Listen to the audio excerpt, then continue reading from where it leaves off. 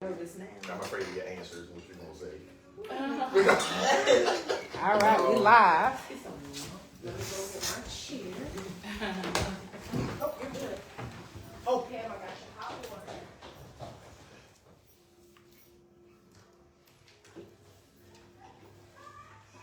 What is outside today? It is. Man, perfect. And if anybody else want to use their devices to go live, that's fine too. It's up to you. I just want you to be comfortable. You're very welcome. Need help bring that chair? Bad. Oh. I think I'm a.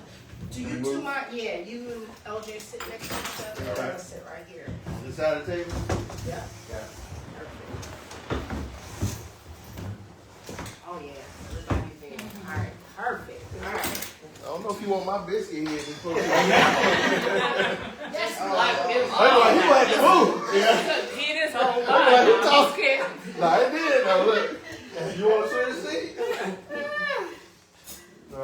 Oh, would you like some water? I have regular water or sparkling So water. I'll take some water, whatever you got. Which one? Sparkling or It regular? don't matter. If it's wet, I'll drink it. Okay. Oh, shit.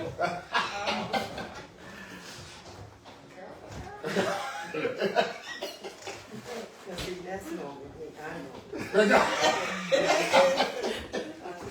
Shirt choice. All right. Dude. Yeah, So- options out here. Yes, thank you. We are going to get ready to start our table talk. So, I want to thank each and every person who came to sit at my kitchen table.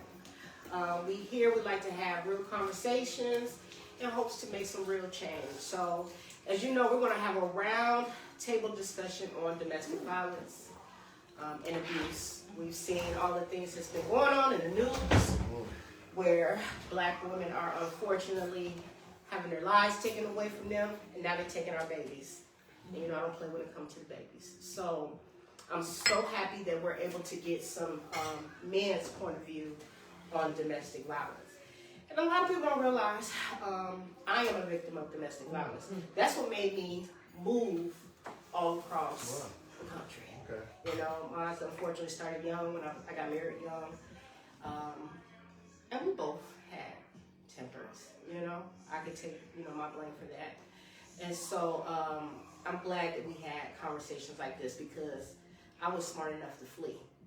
And I didn't just flee, I left like a thief in the night. I remember I got on the road, packed my daughter's stuff. I didn't even take nothing for myself. Got on the road, all of a sudden I ended up in Ohio where my sister was. I didn't tell nobody. And I just called my mother. I remember I stopped in New Mexico, because I lived in Phoenix, Arizona at the time. I stopped in New Mexico, and I called my mother. I said, Mom, I just want to let you know I'm okay, but I'm gone. And when I made it to New Mexico, I was like, it's too late to turn back now. And I just kept going. And that was the first time I ever seen my mother cry.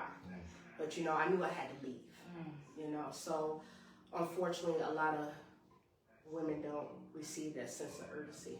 Or they do. And they come and track them down, it's just crazy. So I just want to open up the table. We can just dig in. There's food. I want to first of all give a shout out to Dramatic for sponsoring this table talk, for providing the meal. Thank you, Dramatic. Thank you, Alonda, for providing us with this delicious meal, y'all. Yes. We gonna dig in. I can't wait. So we have full support of our community, and I'm so thankful. So if you don't mind, I want to start off with you, Pierre. Since I'll call you my expert in this, You have a book also for our audience. I want to let you know that I will be purchasing a book for anybody who's watching this, and I want to go ahead and gift that to someone. So if you don't mind, Pierre, go ahead and take the table. Tell me where you want me to start. You can start anywhere you want to. This is just a conversation. And while you're talking, I'm going to get myself some water. Go ahead. Okay. I think I'll, as always, I want to start, and I'll say to anyone that's watching out here, if at any point you feel like this is too heavy, or if it's too much, or if there's some triggers that may happen, feel free to walk away, because we want you to be okay. So if you need to walk away and come back, just know that that's okay. Okay, so we want to start there. We want everybody that's on joining this line to just be okay and to know that this is a safe space.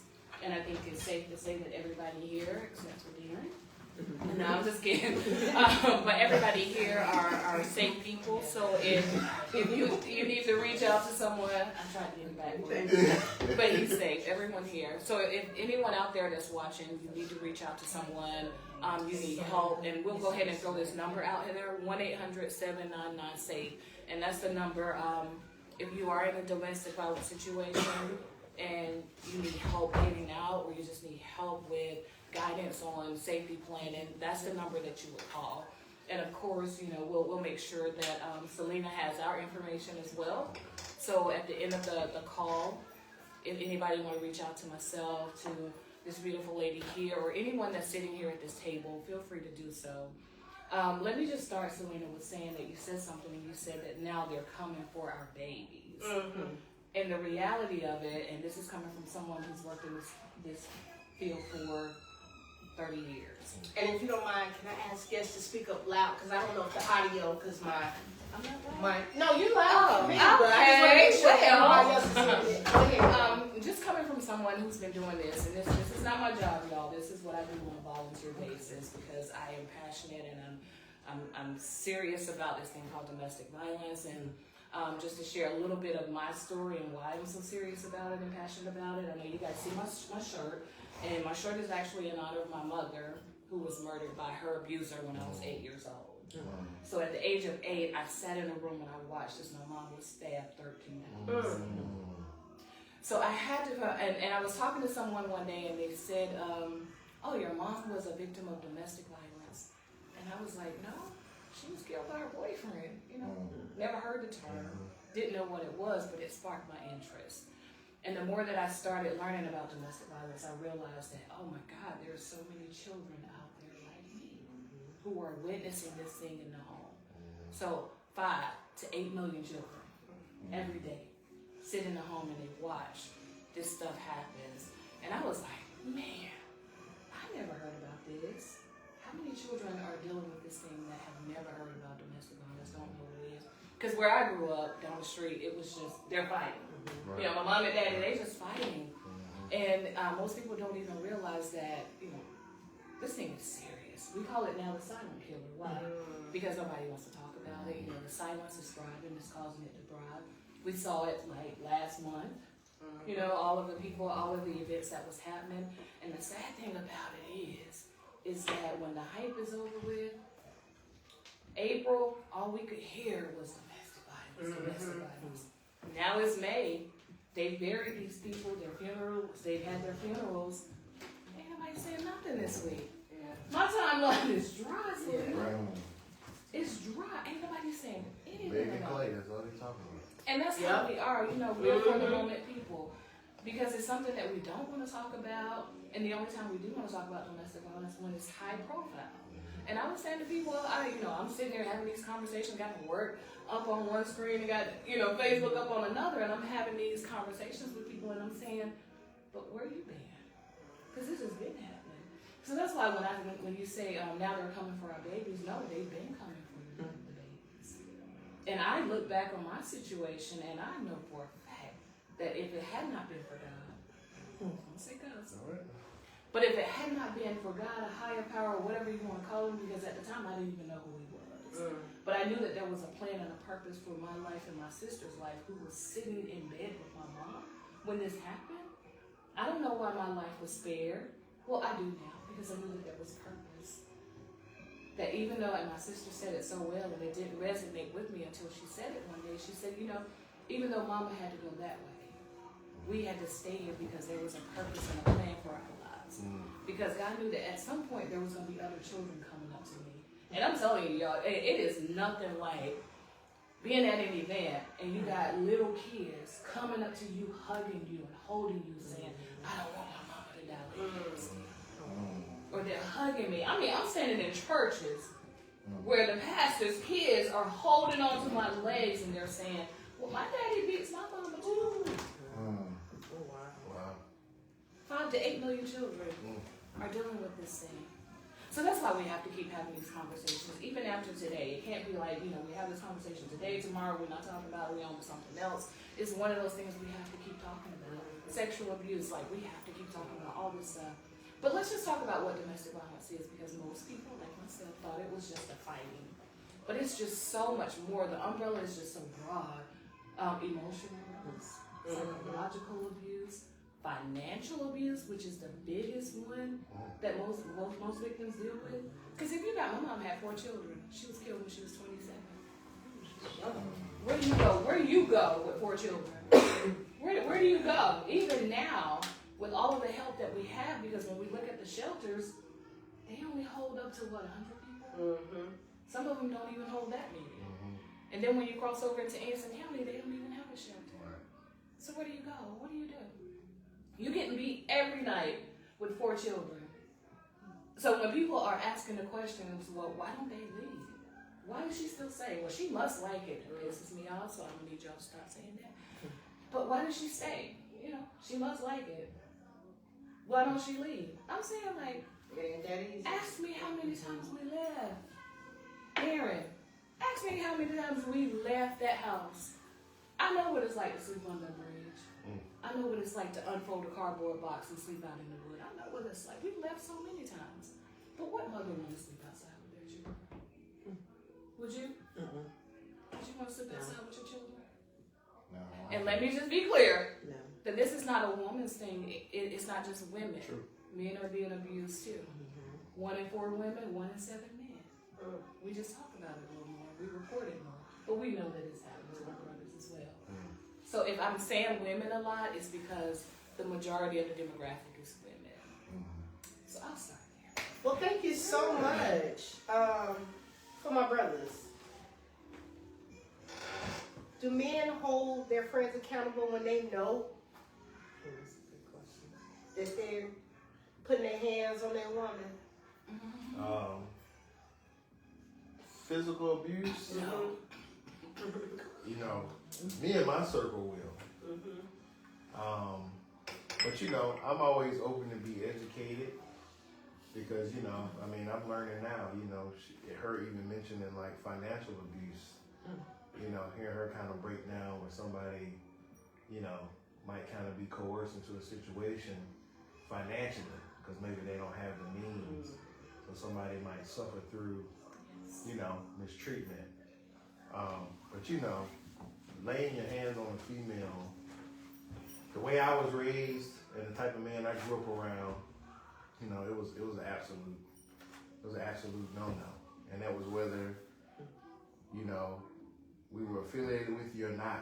I grew up as a little boy watching my dad jump on a dude that was beating a woman at the gas station. And I'm talking like being 5 or 6, didn't know these people from a can of paint. And, thrusting himself into that situation. So, I don't tolerate any type of physical abuse, against females at all, And I say this, I said it earlier, earlier in my sermon today, and I say this a lot. Me personally, I feel like women are the more superior of our species. I really do. I mean that wholeheartedly. I feel like women really represent the best of who and what human beings are. We do. And so I really desire, as a man, I've watched so many women wind up in certain situations and things that I wish women felt empowered and really realized just how powerful and valuable that they are. If they do walk in the authority that I feel like God gives them as a woman, the world will bow at a woman's feet. So let me ask you, because I didn't know you were a pastor, but that's good to know. I invited a couple of my friends who they deal with that particular area of domestic violence, and I keep hearing you say physical abuse. But what about the spiritual abuse? Yeah. And Well, the that's psychological abuse. That's why I'm glad you said that, because I'll be the first to admit, maybe some things as a male we may not be necessarily conscious of, or some things that kind of have been normalized in our community, where you think, well, just because nobody's putting hands on them, maybe it might not be an issue. So that's the first time I ever heard financial abuse. I was about to raise my hand like in class and be like, did you elaborate on that? Because I think it's important for us, to really learn. I can't say, and I'll get my brother over here and try to move my biscuit head out. You go back. Right. I try to give him an opportunity because I'm sure he has his experience, but especially in the African American community, I do think there probably are some instances of emotional abuse and other types of mistreatment that I think we probably do sweep under the rug or overlook. Not a problem. Oh yeah, well, we do. The number of people that I get, and I'll be honest, first ladies, and especially leadership. So when we look at the statistics and we're looking at the top 5 titles for abusers, pastors, elders, and deacons, they fall in the top 5. And we know this to be true, and we have to be honest, so we're going to have an honest conversation, because what we've seen in the church, I know I saw it a lot. What we've seen and what we've heard is wives submit, obey your husband, and nobody dropped down to read the verse after that where it says husbands love your wives. And so a lot of people, or a lot of women, have mistaken taken that to mean, I have to take whatever comes, even if it's physical. And so one of the things, even now when we're talking about safety planning and we're talking to women about this, or we're talking to churches about it, we let them know, counseling married couples about domestic violence, she should receive her counseling separate from him, because how does it even make sense for you to say to a woman who is being abused by her husband, come sit here and tell me what this man is doing to you behind closed doors? But we see it a lot. And then what happens? When she goes back home, she gets abused again. So one of the things that we always suggest and we always want the church to know is that it's okay to counsel them separately. Because spiritual abuse, we got physical, we got emotional and verbal, and then we got that spiritual abuse. Number 3. I'm glad you said that, because it's happening so much in the church that it's just like, oh my goodness. Especially about control. I literally was just having this conversation because I'm a very aggressive thinker. So I know sometimes I say things that might make a lot of traditional fundamental people kind of cringe. But I don't believe, God hasn't given us a spirit of fear. So, I talk all the time. A lot of people got saved or, got on the path of spiritual enlightenment to avoid punishment of turmoil. And so the root of a lot of that is fear, which in turn kind of manipulates people. And I'm not surprised to hear people in leadership positions, be abusive, because it's a matter of control. Like they want people, you have to see it how I see it. You have to do it how I say it, it's supposed to be done. And that's a huge, that's a huge And that's problem. what DP is about, power and control. Some people try to make it about, drugs and alcohol. But you know what, he only beats me when he's drunk. But he beats you. Does he beat his mama? Does he beat his boss when he's drunk, or does he beat the cop that stops him to get a ticket when he's drunk? So it's not a drug and alcohol thing. It's simply about power and control and trying to usurp that power over the person that normally it's the person that you say you love. And so that's why we have to, even at church, we got to teach about these healthy, unhealthy relationships, because we have a warped perception of what love really is. When God says to a man, love your wife like Christ loves the church, he means that. The same way he meant for me to submit myself to my husband. He means those things. And if you believe verse 23 and you don't believe verse 24, there's a problem. And so we have to have this conversation at the church. And the churches don't want to have this conversation because most of the pastors are abusive. Most of the first ladies are being abused. So if I have to talk about this, and now I'm being forced to look in the mirror, and there's a level of accountability that I now have to address within myself. And I'm seeing, because we've made the request, hey, can we come to your church? October, I will say, October, man, it's like my phone blows up in October. Everybody wants me to come speak at their church for Domestic Violence Awareness Month. but then I gotta compete with breast cancer awareness month. Right. So it's almost like, oh, you get 10 minutes. You know what I'm saying? Yeah. No, we need to talk about this. This is a conversation we need to have from January to September. And so that's the only reason why I showed up this table. Can you help me with one thing? I've never been much of a small talker, so y'all forgive me. I just dive right in. So I can remember growing up around here as a teenager and start getting interested in girls and talking to girls. And you mentioned a warped view of love. I can't tell you how many times I heard I was too nice. Mm-hmm. And, I've had females ask me to put my hands on them. Wow. I'm not talking about anything erotic. I'm talking verbatim. One female asked why wouldn't I give her a stiff jab to the ribs to put her in check. Oh, they want a nice guy.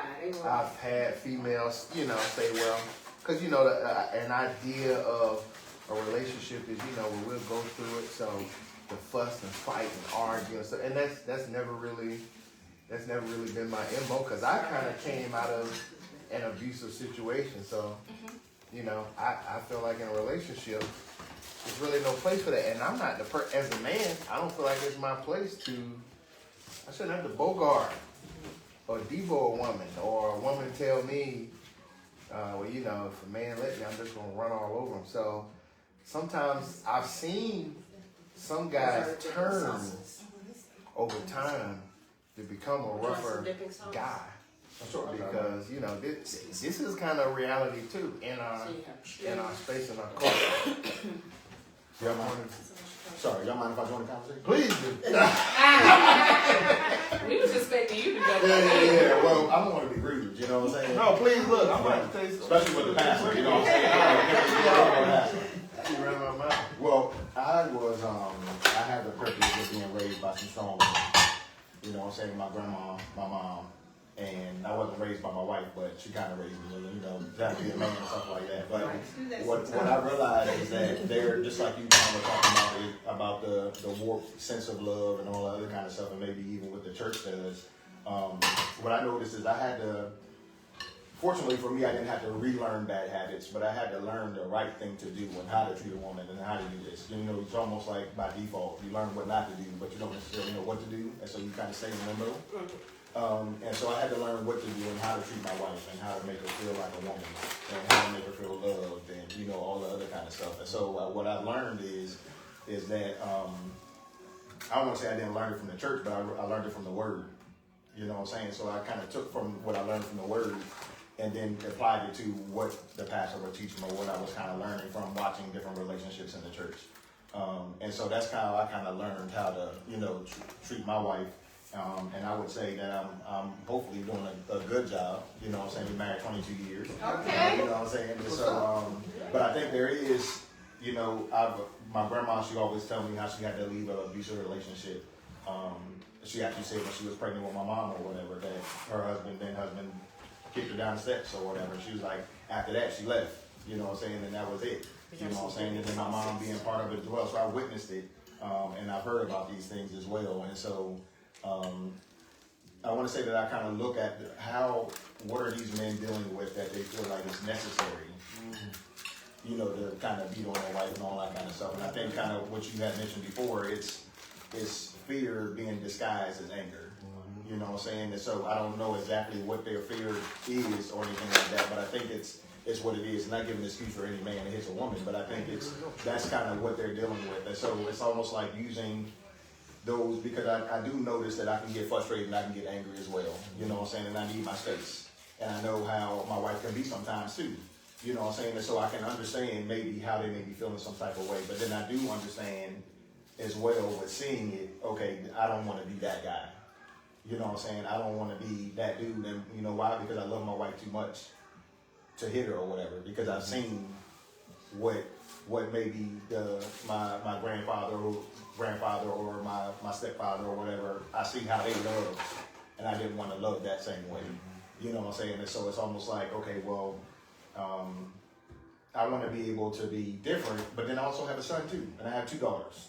You know what I'm saying? So how do I want them to how do I want my daughters to look at a man or whatever? Do I want them to look at a man to say, hey, my dad hit my mom all the time and all that kind of stuff, it must be okay. Right. You know what I'm saying? Because mom kept on going back or something like that. I just don't want to be that guy. But then, you know, we can't be perfect, but I can just do what I can do. And you know what I'm saying? Because love at the end of the day doesn't come with attachments. You know what I'm saying? I have to love my wife. That's what I vow to do.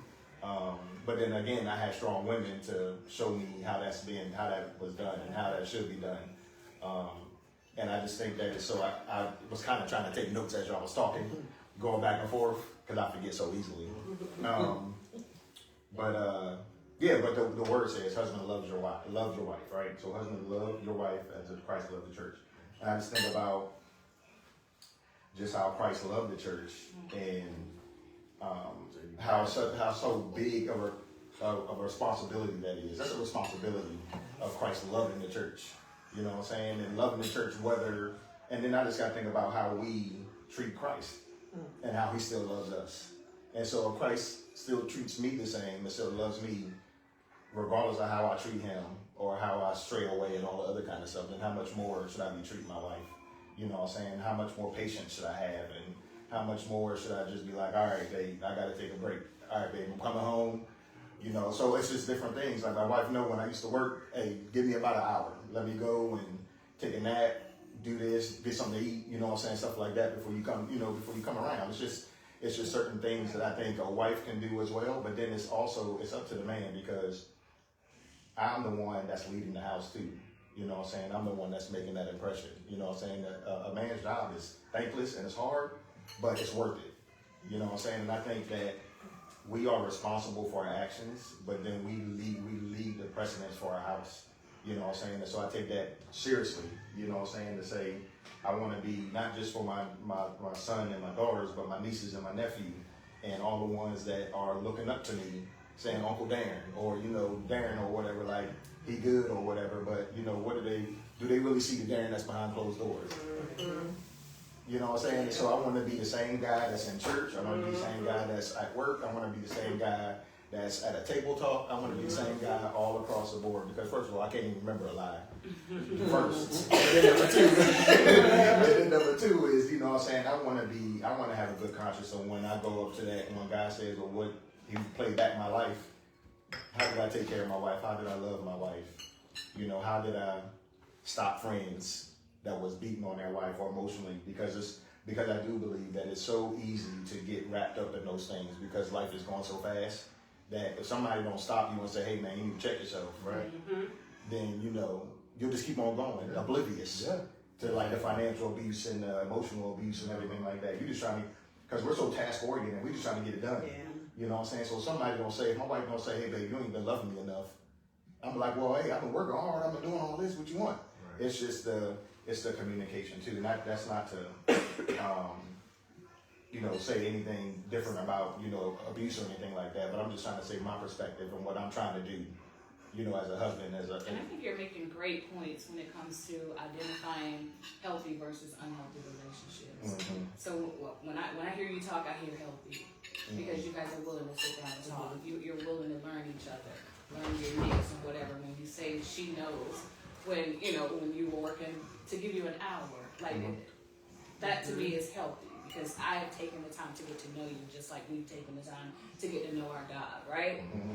So that changes the dynamic of everything. But when we're talking about an unhealthy relationship, imagine women walking in the door and just being hit and punched for no reason. And this is happening. So that's why when she asked the question, you know, are y'all checking y'all boys? I saw somebody post something on Facebook yesterday, and it just blew me away. And she said, it's funny how every woman in this country knows a woman that's been raped, but most men tend to not know any men that have raped them. That's deep. Yeah, that is, ain't it? I saw that. You saw that? I saw that. How is that No. possible? You know what's deep about that? Probably 80% of every female I have ever dealt with has mentioned that they have been bothered with. And to hear you say that is crazy. crazy. You know, I have 4 kids, and I happen to get my daughter. We got twins, buy one get one free on the last batch. But you know, I'm always baffled. I used to be baffled growing up around here, and to hear the young women admit that.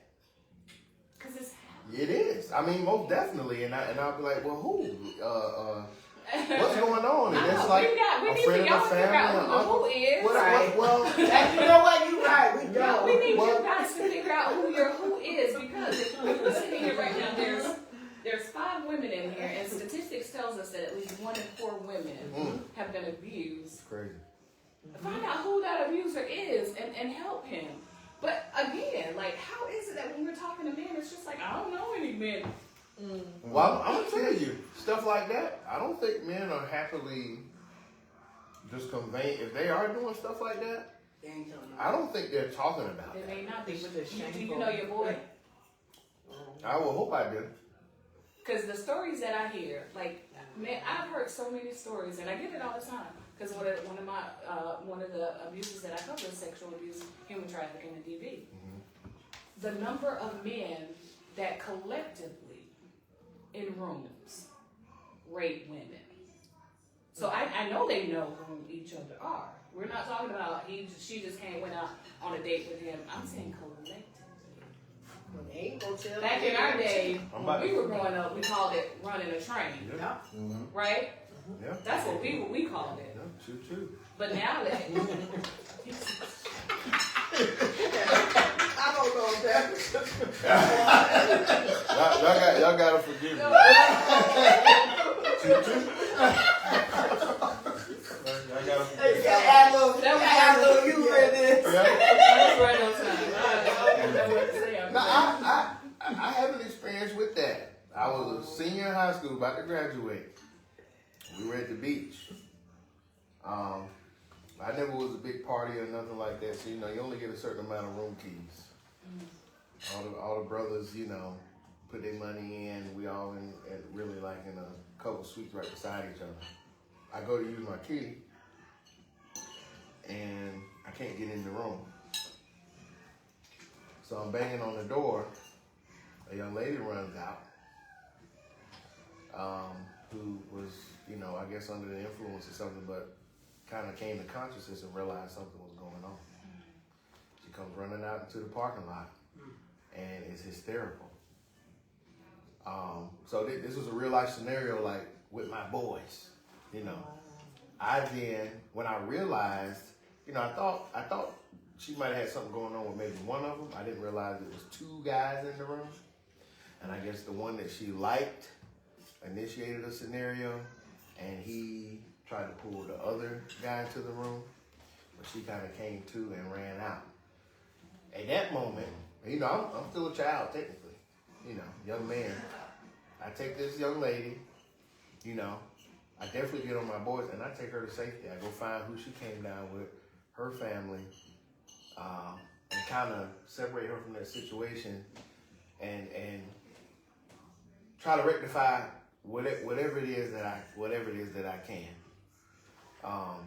That was the first and last time I was knowingly around a situation like that. Now I ran into her some years later as we were adults, and she mouthed to me walking past me in the mall, "Thank you." But you know, I like trying to be around like-minded people. So you know, somebody that's trying to take advantage of a female, you know, I don't got no boys that's gonna try to do. Not to my knowledge, I don't have anybody that's gonna celebrate that, aggrandize that type of behavior, to where there's something that, you know, we gonna kind of have camaraderie over, you know. So what was the conversation like with your boys? First of all, what's going on? Because she comes running out the room, hysterical. So now they haven't explained themselves to me, and you know, one is like, well, we had something going on, and they told the other guy to come in. I guess she was a little out of it. She came to. They thought she might have consented, but then she started acting crazy. So I go, well, to me, obviously it looks like she wasn't okay. with whatever type of situation that's going on. And, you know, I've always kind of had an old soul, so I'm trying to think ahead because it's about to be some smoke in the city. You know, you're putting us you're compromising us. You know, this girl has a large family, you know, athletic guy, whatever. And, you know, it's like, if she's liable to go back and say something, we got a whole predicament. Like, you know, you guys aren't even thinking. And this is the type of stuff, me personally, you know, if I found out. Can I stop you right there? Because that was one of the questions somebody submitted. Yeah. They said, whose responsibility is it to protect the woman if she's not married? So, like, is the brother supposed to protect her? Cousin supposed to, you know, who's supposed to protect her if she's not married? I feel like man should, period. And are you talking about in that situation he's talking about? Period. Yeah, She's like, being abused. period. Okay. I feel like a man should, period. And that comes with a price tag. Because I've seen in ministry, being willing to help or interject yourself into a situation, and sometimes, and I know you've probably seen this before, where if a woman is not ready to leave, That or was the she's second not ready to part. break away, then now you getting attacked. You know, from both sides. So I think it's some men out there that are willing to help, but that is a very real reality too. Yes. Because if I go in to help this woman And she not and ready. put my neck out on the line, and if you know, basically if she's not ready at this time to separate, and this stuff happens quite a bit, then I'm in a pickle because if she's not about to leave this guy alone or separate herself from this situation, and she's gonna stay, now I have a whole nother situation going on. But what about the boy code? I'm so sorry. Yeah. What I about mean, the boy code? that must. I've never had a boy code. Okay. You know, it ain't. I've never had no type of boy code on abuse or anything like that. You know, and I'm a transparent guy. I'll be honest. Growing up, you might know your homeboy might have been talking to somebody else, or you might have known somebody. You know, but you know, stuff like that. Like what we talking about today. Okay, so we're gonna put you outside of the box, Okay. and let me just say that the boy code is real. Not only is it real amongst just civilian people walking around, but these people have to go to court, and 9 times out of 10, the person that they face is a male judge who feels the exact same way. That, you know, that's no big deal. He just slapped you around. It's no. I'm telling you. And if you don't believe me, they have divorce court in Charlotte. I think it's on Wednesday, every Wednesday. Just court, just for DV. I tell everybody they should go to divorce court. I mean, DV court, because you see and you hear some stuff, and it's just like, wow, you gonna let him walk out the door? He just beat this woman in the head with a bat. You gonna let him walk out this door? So, thank you guys for being that brother. And I think that since we're having this conversation, it'll make you kind of like open your eyes to it when you do see it happening. Because I'm telling you, I don't even know if it's because I'm an advocate. I can walk up in Dollar General saying, I ain't doing DV today. And here comes some fool in the store. Like, you gonna get her while I'm standing here. That ain't about to happen. But it's just like, it happens so much. And there is definitely a boy code.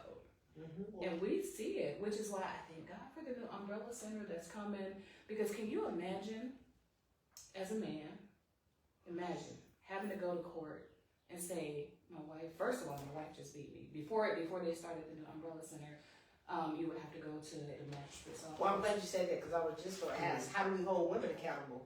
Oh, the same way. The exact same way. And to be truthful, if you go back and look at the statistics, women are often held accountable more than men.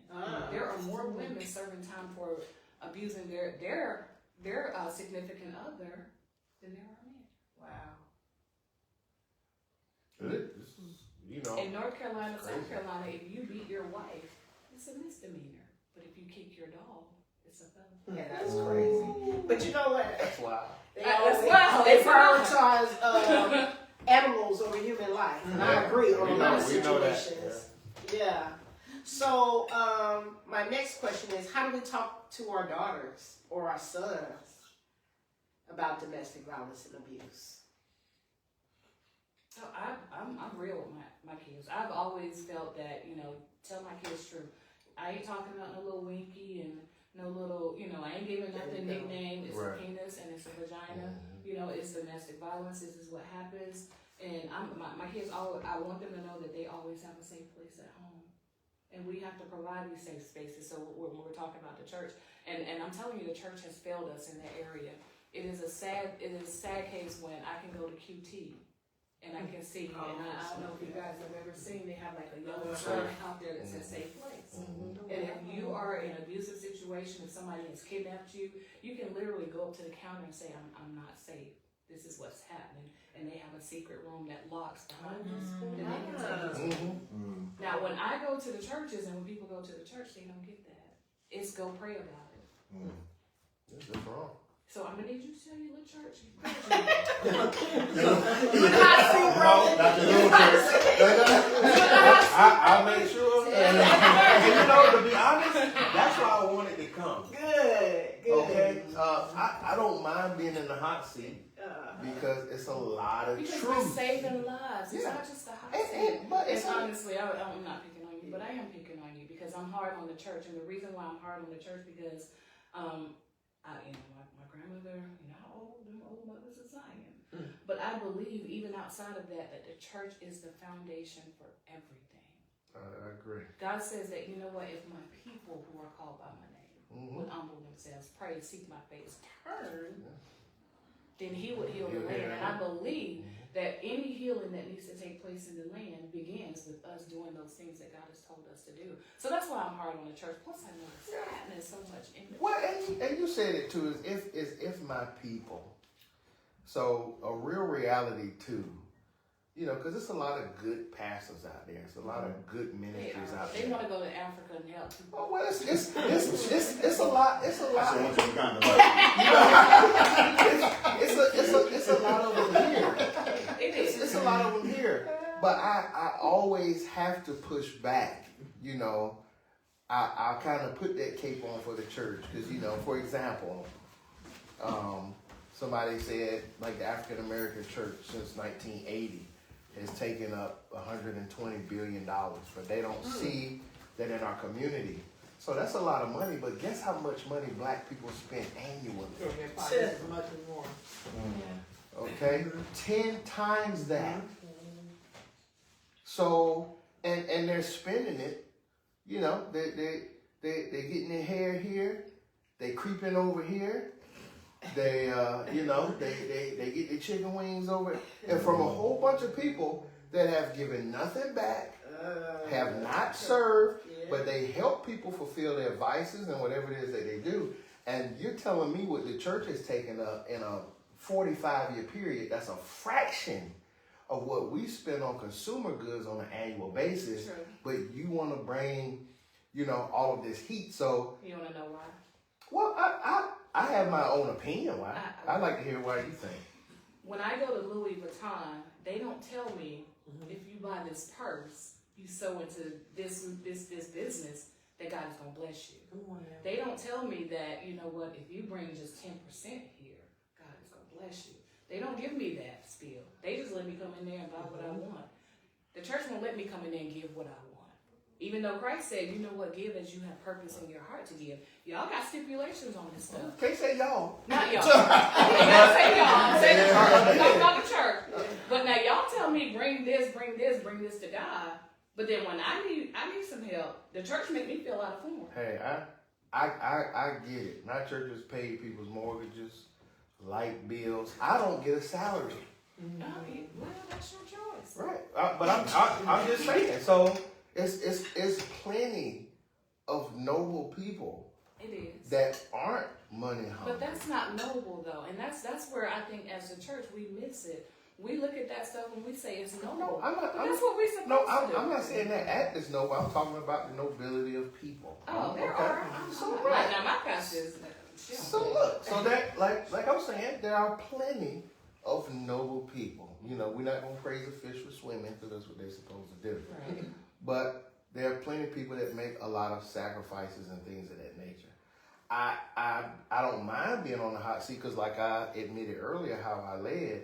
I think the church is an environment where a lot of manipulation and abuse of power has happened, and I think a lot of that stuff proliferates. So, you know, the church has to be accountable, and I know a lot of people may not want to own up to that. I don't mind admitting that, and we have to do something different about it to kind of move forward in the future. But people have decisions and choices to make, and the pastor and the church cannot bear the brunt or the burden of the many decisions that people make in their daily lives when people, you know, intentionally decide to go a particular way or do something. And back to DV, you know, if I preach that you should love your wife like Christ loves the church and gave himself and died for it, that's the rest. So you're talking about an altruistic, sacrificial type of love that is there really for the preservation of somebody else, for the deliverance of somebody else. You know, the member now has a choice to make on if they're going to go home and abide by what it is that, you know, I just presented before them. And, you know, people, they have decisions to make. It's a lot of accountability. Or even like what you were saying, from a guy that was a nice guy, or somebody that, you know, I wasn't into the rah-rah. You know, people saying, well, you gotta be this way, you gotta be that way. And I take all of it, like, you know, no woman deserves to get abused. I don't think it's fair. All right, me and my wife, we run a martial arts school in Waxhaw, North Carolina, Wild Taekwondo. Yeah. So I train self-defense, I do all of these things. Let alone a man put his hands on a woman. Nobody should put their hands on anybody. Yeah. Period. You know, we should have respect and we should be able to use our minds. And unless somebody is physically harming you, you have to have some sort of self-control. But you know, again, it just boils down to what people are really going to do. And if people are going to be accountable enough to just take personal responsibility for the decisions that they make or the positions that they allow themselves to be in. And so thank you for allowing me to pass it to Stephen. So I got a couple of different things about kind of what you were saying, and being raised in a black church or whatever. I think the number one thing that I noticed is that we rely too much on the pastor. We rely too much on the gifts coming from the pulpit versus just reading for ourselves and knowing what God told us to do. And I think that spills over to everything that we do as a black community. We all, I don't want to say we're all followers, but we tend to trend whoever's trending. You know what I'm saying? Instead of being awkward, it's not cool to be awkward or cool to do this or cool to do that. And it's just like, well, I'm at a point in my life, I'm about to be 46 in a couple of days. I'm like, I don't have time to be following for what? What does it get me? You know what I'm saying? What does it get me? But I think a lot of us were stuck in that mode where we feel like we had to follow in order to be cool or in order to fit in or something like that. That we don't want to be kind of like what the Bible says, to be set apart. We don't want to be different. We don't want to be peculiar people. You know what I'm saying? We want to just follow what everybody else is doing. And I think that's what I noticed when I finally figured that out in the church. My eyes opened. You know what I'm saying? I was like, man, this is a whole new world that God is showing me out here. Why was I living and not seeing it? Because I was on both sides of the fence. I was the one that was just living off of whatever pastor said on Sunday and letting it guide me to the next Sunday, not getting no fresh manna throughout the week. But then when I recognized that I can get word on Monday, Tuesday, Wednesday, Thursday, Friday for myself and get into a secret place and get all the word from him, then I recognized that, man, God has purposed me to do something different. And then from that, that's how everything else came. That's how everything else. Like, My brother, we got the same wedding band. That's how you know we broke. Wow. You know what I'm saying? So, I mean, the Bible says, seek ye first the kingdom of God and all his righteousness, and all these things will be added unto you. So I'm thinking like, okay, well, if I seek him first on a Monday through Saturday, then me being the man, learning how to be a man, learning how to treat my wife, learning how to treat the woman in my family. I mean, that's really what we're talking about, right? Is learning how to be a man or whatever. What does that constitute from? For the longest, I was trying to figure this thing out. Well, who defines being a man? You know what I'm saying? Like, what is that? Where's that come from? I think that's part of the problem too. Yeah. Men don't even know what kind of man they are. Yeah. You know what I'm saying? What are they doing? You know what I'm saying? And I think that's just like, okay, well, I had to define what being a man was for me. You know what I'm saying? I didn't need to be a cookie cutter dude, a cookie cutter husband like all the rest of the husbands or whatever. I can be different. I can treat my wife different than all the other husbands and stuff like that. You know what I'm saying? And I think that's what I recognize for myself. But then that started with the beginning. You know what I'm saying? That started with finding out what God had me on this earth to do, finding out what He purposed me to do, getting the word or by myself in my secret place, and then all the other stuff started adding. And I think there's a what we call an identity crisis with men. You know what I'm saying? Because we have all kind of men out here. Men don't know what to do. I mean, this is all type of stuff. You know what I'm saying? And I'm like, man, who's defining what the man is? Who is leading the charge? Well, I'm telling them, hey, this is what a man's supposed to be doing.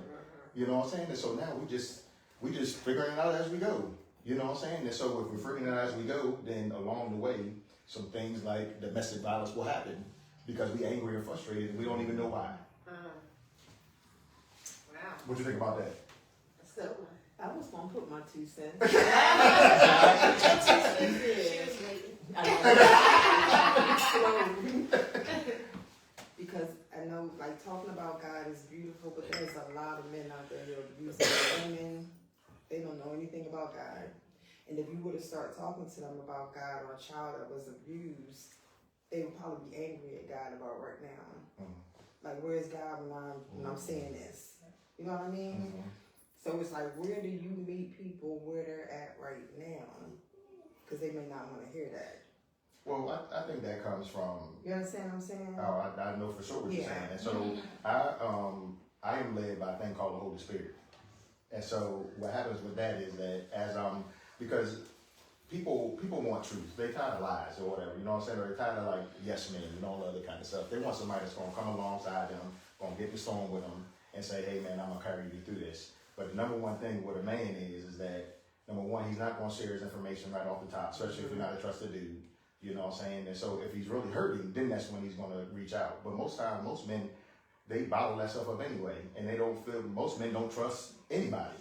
You know what I'm saying? And so I think that's one thing is that there has to be, and I try to think about this because I don't want to be, I'm kind of like a monopoly when I say, okay, I feel like the church can do these things, but you know what I'm saying? But there are other sources out there, there are places that can do it. But I think that if you want to find you a solid group of guys that are trying to do the right thing, the church is where they're at. And that's only my definition or whatever, right? But that's only I can think of, and everybody may have that, and I'm sure it may be, but that's just within my cycle of life. You know what I'm saying? I go to church, do a couple things, and I chill. But you know what I'm saying? I'm sure there are a lot of other places out there. But you know what I'm saying?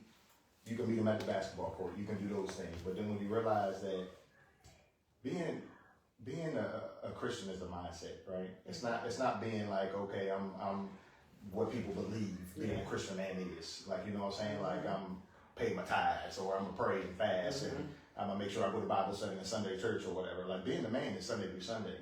You know what I'm saying? It's about how you compose yourself, how you do these things.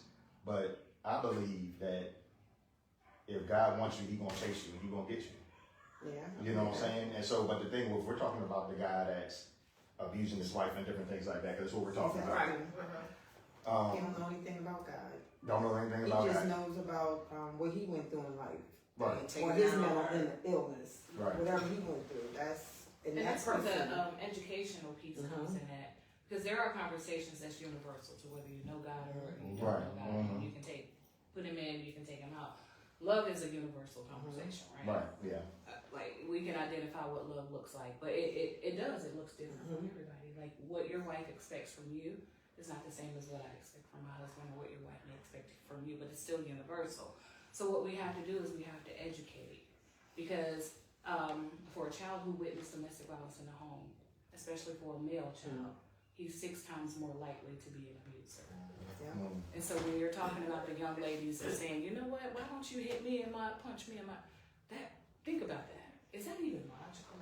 Like, when you think about your circle of friends, who do you know in your circle that say, we don't say stuff like that unless there's something in it. And that, I'm not saying it's mental illness, but it's just a result of what they have normalized. So if that's all you've seen your whole entire life is your mom being punched in the ribs, then you think it's okay. I sit with children now, honestly, in kindergarten, 1st grade, who punches little girls, stab them with pencils, and their reason is, that's what my dad did to my mom when she was. So that's why you have organizations like the Jamie Kimball Foundation who says, you know what, we gotta get into the school system early because we're seeing it happen earlier. Like we're seeing 9-year-old kids, literally. Do you know how hard it is to strangle somebody? Who knows how to strangle little girls? So we're talking normalizing. That's probably all she knows. Because a normal girl looking for a normal average guy ain't asking him to hit her at all. So when we have people like that, we know, yeah, we know you've seen a lot. You know, a lot has happened. You know, and then when you're talking about DV again, sexual abuse, all of that comes with it. You know, as a kid, my mom was murdered when I was 8 years old. Had to go live home, bouncing around. You bouncing around all this home stuff is happening. You know, so we take on all of this trauma, and trauma within and of itself causes you to want what?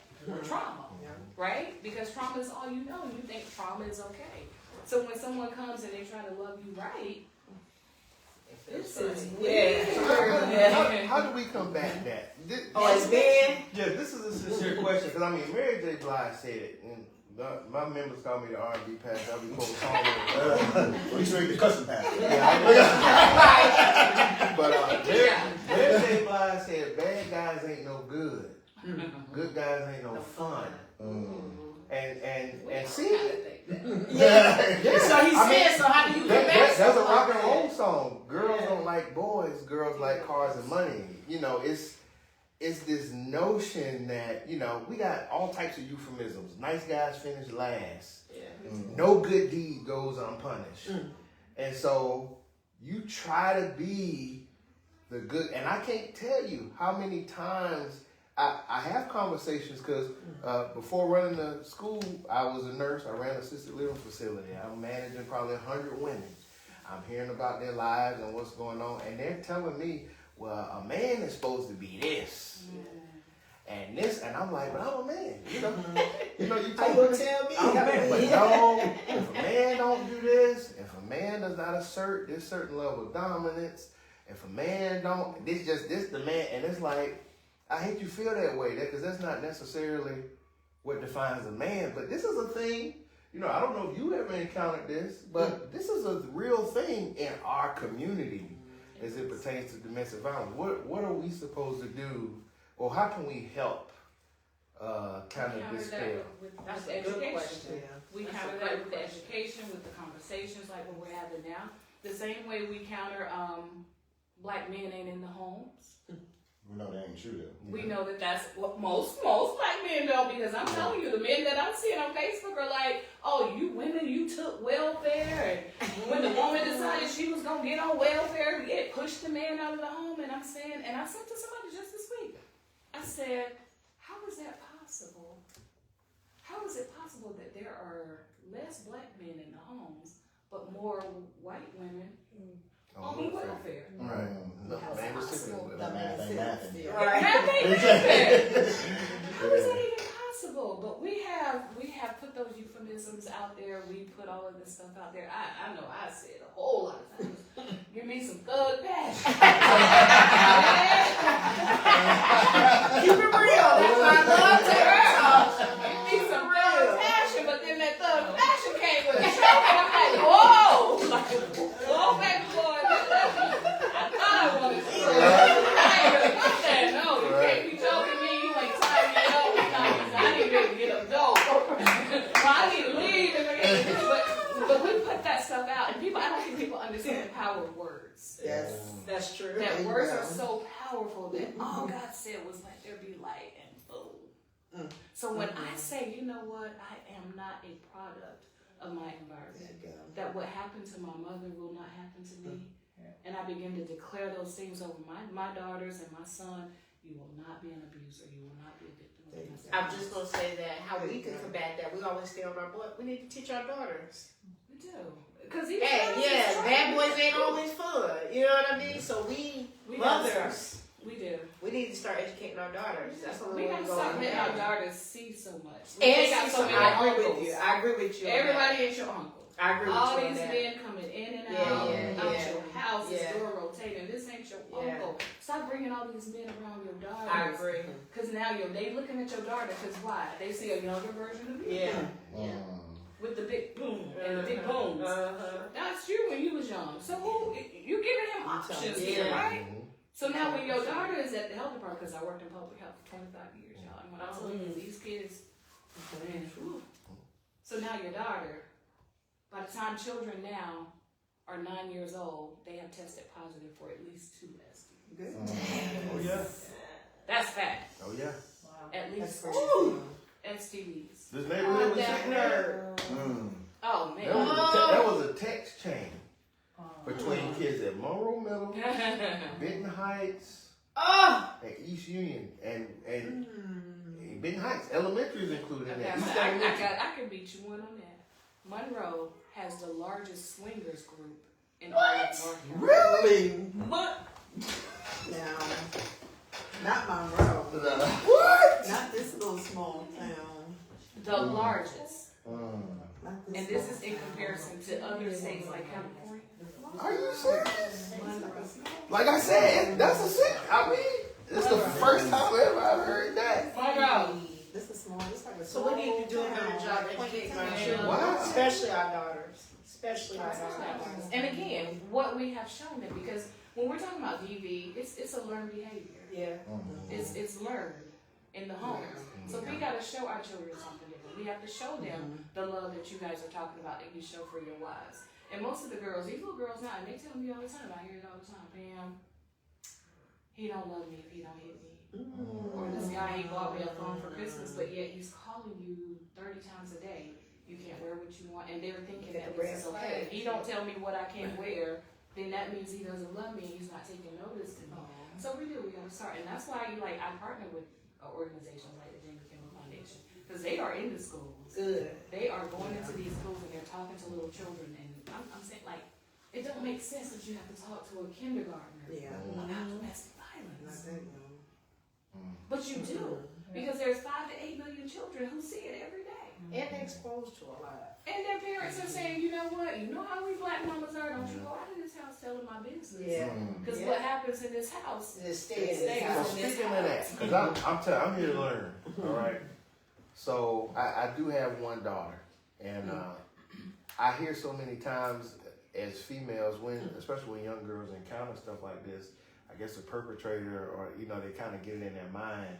If you say anything, or if you tell anybody, I'm gonna hurt you, I'm gonna kill your family, what have you. And I've heard about so many of these instances as fathers or as men in the community, because I've done mentoring at Monroe Middle School. I was a mentoring coordinator for Transforming Youth Movement over Union County, Oh, yeah. Cabarrus County, Rowan That's how I met County. my brother. Yeah, I mean, it's boots on the ground. I don't like promoting it. I don't feel like that's what we're supposed to be doing. Oh, we need to know because you're a resource. Yes, and I'm starting to learn that. But, it's what can we do to maybe combat that? Because I told my little girl one day, I was like, if you don't have to worry, if something happened to you and somebody said, if you tell, I'm going to harm your family, harm you, and it's like, look, you don't have to worry about that. I need you to communicate. I need you to speak up and say something. But again, this stuff happens so much. Yes. Where I guess in the psychological framework of a young woman, they, I don't know, those words penetrate, and then they don't say nothing. But think about this, and this is what we see, and again, having done this for so many years, by the time it gets to that point, do you know how many times he's threatened her? Or do you know how many times he's just pushed her up against the locker? Or even just maybe grabbed her by the throat and choked her? So by the time it gets to the point where he's now saying, if you tell somebody, I'm going to kill you. He means it. And we're saying this now. Yeah. When we look at these cases and we're saying where they're not just killing the victim, they're killing the victim's mama, they're killing her children, they're killing the whole entire family. So we have to take him at his word, because the fact of the matter is that for anybody that's in a DV situation, the worst time for a victim is when she's trying to leave or after she has left. It's something about losing that power and control that they just cannot handle. So if we look at all of the cases that was coming out in April, most of those women were planning to leave. One had left. The worst time. If you go back and look at the numbers. So when you're seeing like murder, suicide, they are just now. We weren't even counting that in the numbers back in the day, like a couple years ago. But murder, suicide, when you start seeing that, domestic violence, you can go back and look at the history, and it's there. So definitely, not only do we have to talk to our girls, we got to talk to our boys. Yeah, facts. We got to talk to both. We got to talk to all of them. We got to talk to the children. We got to talk to the mother and the father in the homes, because these kids are seeing some stuff. I saw my mother's tooth knocked out of her mouth. Even before she was stabbed, the night she died, I saw her stabbed so many times. Oh my God. And we were her lifeline. You know, these children are having to be the lifeline. They're the ones that's having to call 911 to get help. Yeah. You know, these children we're forcing them to grow up so fast. Yeah. Man, I didn't have a baby dog y'all until I was 30. Somebody bought me a baby dog when I was 30. Wow. I had a baby dog. Didn't have time to play with a baby dog because we was always running out of the house, or I was having to sit around and dress bed and just change rooms and stuff. Didn't get to be a kid. These children are not getting to be children. They're having to grow up, and they're seeing all this stuff happen in the home, and they bring it into their relationships because they don't know anything else to do.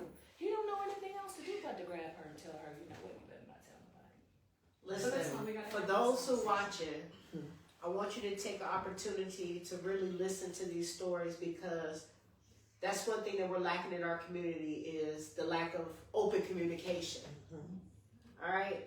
We need to start being more communicative with our children, even with your girlfriends or your brothers or your friends. You know, it's okay to speak up or to say something, because you're right, these babies suffer. I work with kids. I see kids. That's how I met my brother LJ, working with youth. And they see this. They're smart, you know. We need to learn how to open up. My problem was, when I was in my situation, I was a very quiet person. I already tell everybody, I talk so much now because I didn't find my voice until I was 40. I was very quiet, you know, and I didn't find my voice until I was 40. So what I'm saying is, we need to speak up. We need to learn how to have conversations like this, you know, and that was one of the reasons why I created Table Talk, because I wanted people to invite people in where they can feel comfortable and have conversations that we usually have at the dinner table that we're scared to have outside, you know. So I believe communication is very important, and I thank you all for coming to this table, hopefully to encourage somebody out there. If you're going through something, Pam just gave you the resources. If you're going through something, brothers, you got other brothers who can help you, you know. Because I don't think anybody in their right mind want to be abused or to be the abuser. You know what I mean? So something ain't clicking. And y'all have plenty of resources. You have plenty of people who love you, who care about you, because we don't want to continue to see this stuff on the news. We don't want this stuff to continue to rise. So I also want to take this time to let my viewers know, again, I'm going to purchase a copy of Pamela's book. So if you want the book, put a comment in the section. Let me know that you want the book. It will be signed, autographed by Pamela. So I thank you all for this conversation. You know, it's something that we need to have, especially in our community, because we are hush-hush about everything. What stays in the house, or what goes on the house, stay in the house. We got that bad.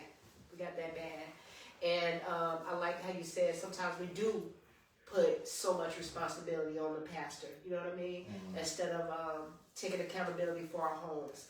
So I really feel like this conversation was healthy. I hope everybody was able to express themselves in a transparent manner. And this is a time where I like to allow my guests to say whatever they want. It ain't even got to be on topic. Just say whatever you want in our closing.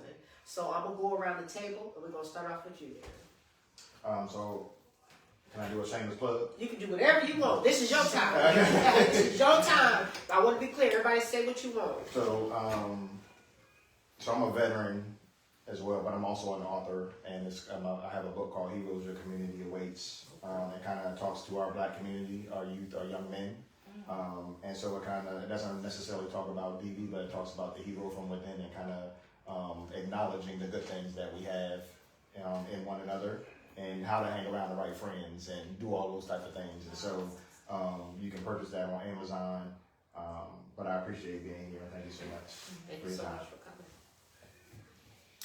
Well, I gotta give you your flowers. Oh, well, thank you. So, you know, while it's here for all the world to hear, definitely appreciate you. You've always been a champion for change and awareness. I know I don't get to get up with you as often as I should, but, you know, we love you, okay? And we appreciate everything that you are doing and definitely applaud all the work you're doing and your consistency and your persistency. Thank you. As well as thank you to these other beautiful women here today sharing this information. Hopefully, I hope this would encourage more brothers to talk. Yes. And don't take an intelligent woman or a confident woman as a threat so that you can't engage in a conversation and talk and learn and grow as a man. You know, I say it all the time, we are all that we got. So we are not each other's enemies. You know, we need one another. And I so value, you know, the conversation today and definitely applaud you for your work and thank you for being here. We need open spaces, and as men, we need to be open to allow communication and stuff to happen. And so don't be afraid to have those conversations. You know, men and women, we know we function different, we operate differently, but that does not mean we cannot come together and communicate with each other with respect and with love, and I think our community will be better for it in the long run. So thank you. Thank you. Hold on, I want to make sure I get the camera on you too. Oh, good. But again, I just want to put the number out there for the domestic violence hotline, 1-800-799-SAVE. So for anyone on the call who may be looking for someone to help them with an exit plan, and we didn't get to talk about an exit plan a lot because when we're talking about running up in the house to help the victims and stuff, and I think you mentioned that earlier, that's definitely a no-no. So what we want to do is we want to be able to come up with an exit plan. And we have a list of things that we sit down and we talk to them with, because a lot of these victims, when they do leave, they leave, like you said, with nothing. So they don't have their social security card to get IDs or anything like that to start a bank account. So if anyone need that information on how to set up a safety plan or what they need as far as preparing for that exit, definitely reach out. But again, the number 1-800-799-SAVE. If you need to call that number. But I just want anyone out there dealing with that to know that you are not alone and that there is help available. Amen. Don't you want to go ahead? Yeah. Okay. I just want to thank you for inviting me here at the Red Table, and for anyone that's been abused. I was going to just say little kids, but it's women and men. Just know that God got you. It's going to get better. And hopefully you have somebody that you can go to, like a safe place. Really. All right. Thank you guys so much. Thank you. We're about to dig in because, I mean, I ate a little something. Mine, You know? But again, I want to give a shout out to Yolanda. And Delicious. it was delicious. Yeah. It was delicious. I need some more of Thank you these. so much. And again, thank you, Dramatic, because she was actually the one. Her and Pam actually started the discussion, and I started looking on the thread. And I said, you know what? This would be a great table talk discussion. So thank you guys for starting the conversation so we can have this much needed conversation. And hopefully this won't be the last. All right? I love you guys. All right.